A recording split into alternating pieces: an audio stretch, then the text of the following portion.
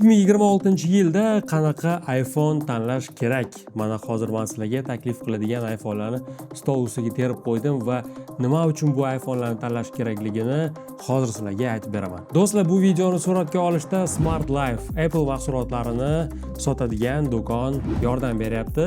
O'sha uchun ularga katta rahmat aytib qolamiz. Demak, do'stlar, men iPhone foydalanuvchilarini 3 xil turga bo'ldim va qaysi turdagi iPhone'lar kimlar uchun to'g'ri keladi bu videoda sizlarga aytib beraman. Birinchi tur foydalanuvchilar bu shunchaki oddiy iPhone foydalanuvchilari, ya'ni ularga ertalab turdi, telefonni ochdi, ijtimoiy tarmoqlardan foydalandi, kimgadir telefon qildi va shunchaki telefondan foydalandi. Ikkinchi turdagi foydalanuvchilar bu content creatorlar, ya'ni ular kameradan foydalandi va montaj dasturlaridan foydalandi, ya'ni telefonda kontent yaratdi, bular uchun bo'ladi. Uchinchi turdagi iPhone'lar esa bu kimni qo'lidan telefon tushmaydiganlar uchun, bular ertalabdan turib telefonda, albatta telefonda, kechqurun uxlayotganda ham telefonda mana shunaqasiga yopishib qolgan bo'ladi telefon ularning qo'liga va uxlaydi, ertalab uyg'onadi, hali ham telefon ishlayotgan, davom etayotgan bo'lishi kerak. Reels xullas o'chib qolmasligi kerak hech qachon. Mana shu turdagi foydalanuvchilar uchun ham iPhone'lar mavjud. Demak, do'stlar, ketdik. Demak, do'stlar, iPhone 14 Pro Max, iPhone 14 Pro Max bu eng oxirgi Lightning bilan chiqqan model. Ya'ni hozir bilasizlar, iPhone'lar USB Type-C portini qo'llab-quvvatlayapti. Bu model esa Lightning bilan chiqarilgan oxirgi model hisoblanadi. Demak, iPhone 14 Pro Max'ni bizda o'sha Action Button knopkasi yo'q. Hozirgi yangi iPhone'larda Action Button knopkasi, kamera kontrol knopkalari mavjud. Bu esa oxirgi iPhone mana shu funksiyalari mavjud bo'lmagan. 15 ta Action Button qo'shilgan, 16 da bo'lsa kamera kontrol, buni bilasizlar. Bu iPhone bilan maqtanib bo'lmaydi hozir, to'g'ri. Ya'ni siz bu iPhone'ni olib chiqqaningizda 17 ga o'xshab o'sha ajratilgan kamera modullari yoki bo'lmasam 120 Hzli ekrani bilan bu iPhone'lar maqtana olmaydi, lekin katta ekran sizga kerak bo'lsa agar va uzoq muddatli ishlashi uchun sizga katta batareya kerak bo'lsa, bu iPhone siz uchun.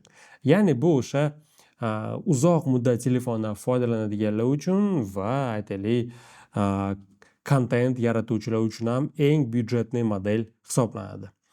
Bu iPhone'ni sizlarga olishni maslahat beraman. Agar sizda cheklangan miqdorda byudjet bo'lsa va sizga katta ekran kerak bo'lsa, yaxshi kamera kerak bo'lsa, 48 megapiksellik kamera bu yerda va albatta siz uzoq muddat kino tomosha qilsangiz yoki bo'lmasa telefonda o'yin o'ynashni yaxshi ko'rsangiz, katta ekran bu yerda sizga yordam beradi va byudjetingizda ham tejab qoladi.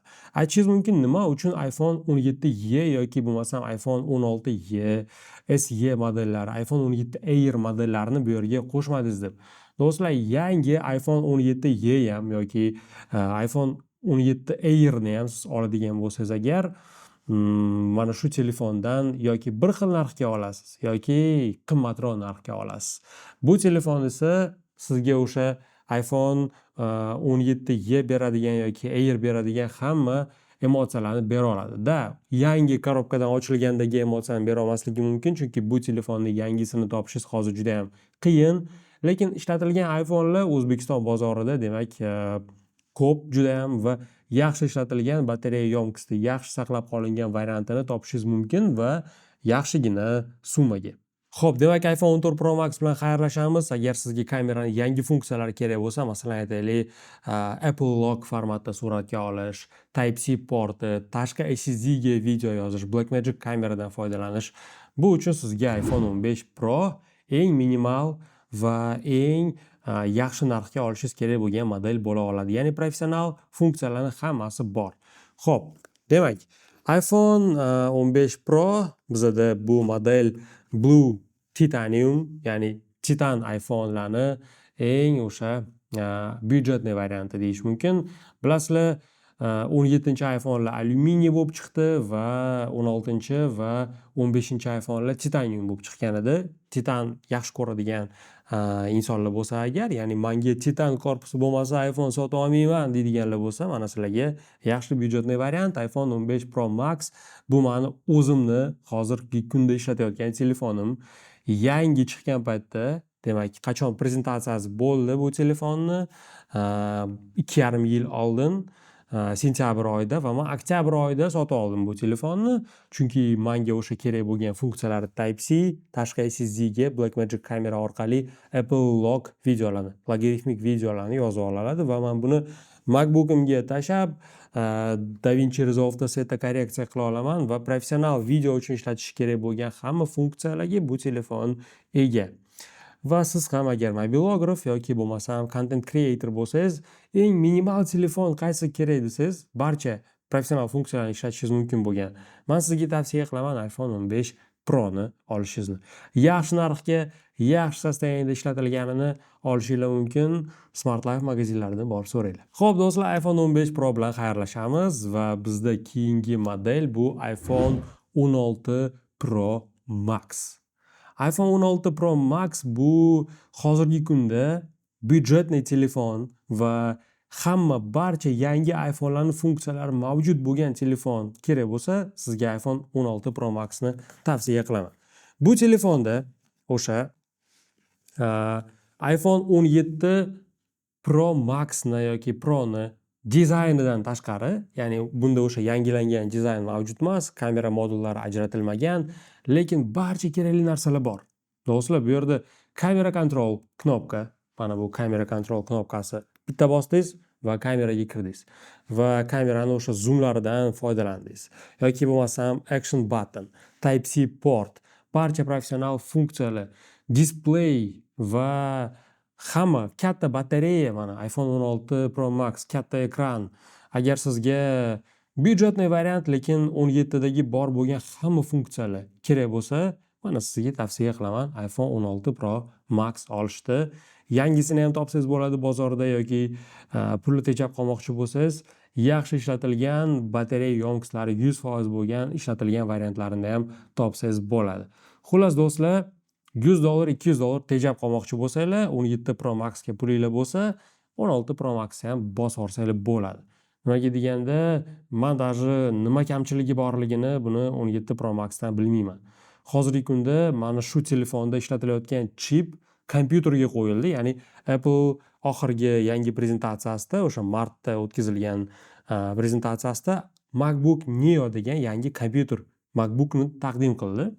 Va bu ham xuddi 13 dyuymli Airga o'xshab ketadi, lekin unda M chiplari emas, iPhone'ga qo'yilgan chip ishlatildi. Ya'ni mana shu xuddi mana shu telefonda qanaqa chip turgan bo'lsa, buni ichidagi chipni olib MacBook'ga qo'yib yuborishdi va MacBook hozir M1 chipi bilan raqobatlashyapti. Ya'ni M1 dan ba'zi single core'larda yoki bo'lmasam aytaylik, ba'zi benchmarklarda yuqori natija beryapti do'stlar va buni siz ichida turgan chipni tasavvur qiling, MacBook'larga qo'yilgan M1 chipidan kuchliroq. Bemalol montaj deysizmi, o'yin o'ynash deysizmi yoki bo'lmasam videoga olish, hamma funksiyalarda iPhone 17 Pro Max dan qolishmaydi. Byudjetniy telefon olinglar, maza qilib ishlatinglar. iPhone 17 Pro. Do'stlar, iPhone 17 Pro kim uchun? iPhone 17 Pro bu boya men aytganimdek yangi dizayn. Kim agar xohlasa, обновленный yangi dizayn.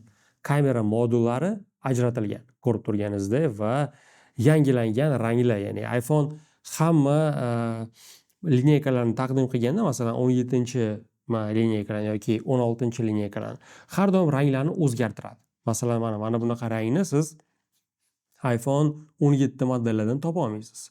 Alyumin iPhone'larga o'tdi, ya'ni bu охлаждение, sovish tizimini yaxshilash maqsadida va iPhone'lar yengilroq bo'lish hisobiga deb tushuntirildi.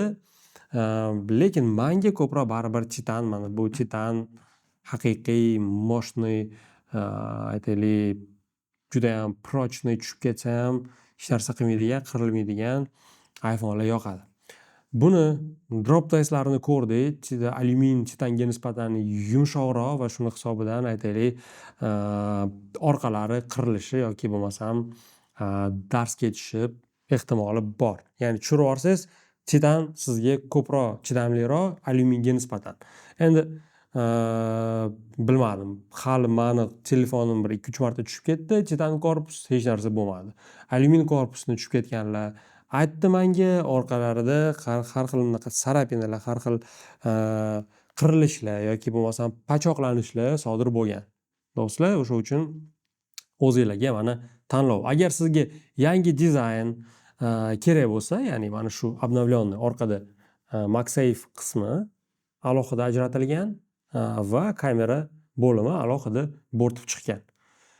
Va boshqa hech qanaqa farqi yo'q. Ichidagi protsessori ozgina kuchliroq protsessor qo'yilgan, ozgina bir 10-20% ga tezroq ishlaydi. 16 Pro Maxda kamera kontrol knopkasi, action button knopkasi. Faqat orqasini ushlaganingizda mana gaplashganingizda 17 ligi bilinadi. Lekin do'stlar, hozir hamma chexol bilan telefon tutyapti. Chexol taqqaningizda mana bu telefonlarning hech qaysini farqi qolmaydi. Orqadagi 3 ta kameradan bu iPhone'lik ko'rinib turadi.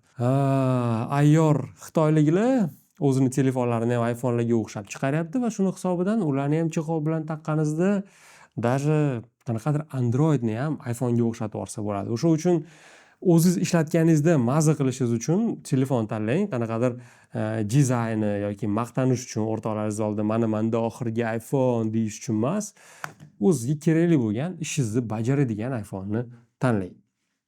Xullas do'stlar, iPhone 17-modellari bu aytib o'tganimdek sizlarga yangilangan dizayn va aytaylik 17 Pro Max'larning batareyasi uzoqroqga yetadi 16 Pro Max'lardan ko'ra va yangilarini ham ishlatilganlarini ham topsa bo'ladi. Endi tanlash o'zingizga qoldi. Men sizlarga hamma iPhone'larni va o'zimning tavsiyalarimni aytib o'tdim. Agar sizlar yangi iPhone xarid qilmoqchi bo'lsangiz, qayerga borishni bilasizlar. Smart Life'ga katta rahmat bu videoni olishda yordam bergani uchun. Do'stlar, keyingi videolarni tomosha qilinglar. Bu kanalda faqatgina iPhone'lar haqida emas, MacBook'lar, Apple texnikalari va texnologiya yangiliklari haqida, o'zi dunyoda qanaqa o'zgarishlar bo'lyapti telefonlarda yoki bo'lmasam aytaylik kompyuterlarda nima sotib olish kerak, o'zi nimani sotib olmaslik kerak, texnikalar haqida ko'proq ma'lumotni bilish uchun kanaldan uzoqlashmanglar, obuna bo'lishni unutmanglar.